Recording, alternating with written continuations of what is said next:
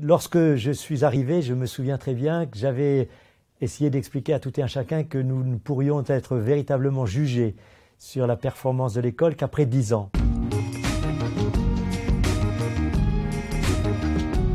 C'est le temps que cette évaluation soit justifiée par des éléments suffisamment précis. C'est le temps aussi pour que cette évaluation soit communiquée aux acteurs, que chacun en prenne la conscience.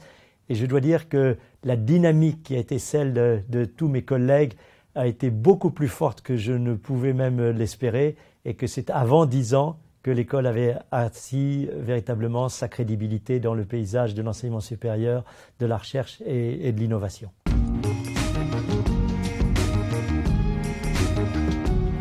Notre projet était simple. C'était de se situer d'une part dans l'héritage de ces prestigieux établissements qui avaient contribué à la diffusion de l'enseignement supérieur et de la recherche, et même en général de l'enseignement dans notre pays depuis que l'éducation en était une priorité, et en même temps de prévoir comment nous pouvions construire l'avenir.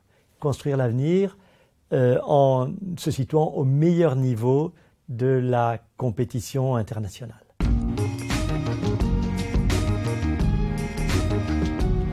L'attractivité des étudiants, l'idée que les meilleurs d'entre eux soient intéressés à rejoindre l'école, elle repose sur des critères d'évaluation. Des critères d'évaluation incontestables à l'échelle nationale ou internationale.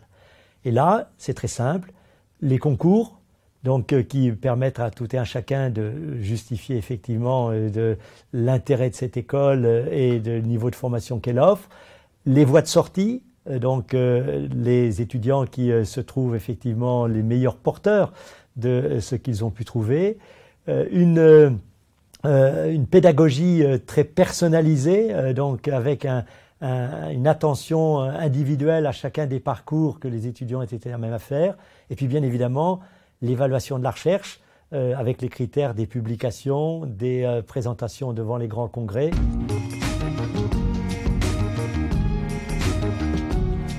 S'il y a bien, à mon avis, un élément qui a été déterminant, ça a été l'immédiate reconnaissance par les grands organismes de recherche, que ce soit le CNRS, que ce soit l'INSERM, que ce soit l'INRIA, que ce soit l'INRA, de cette capacité que l'école pouvait présenter pour leur propre stratégie.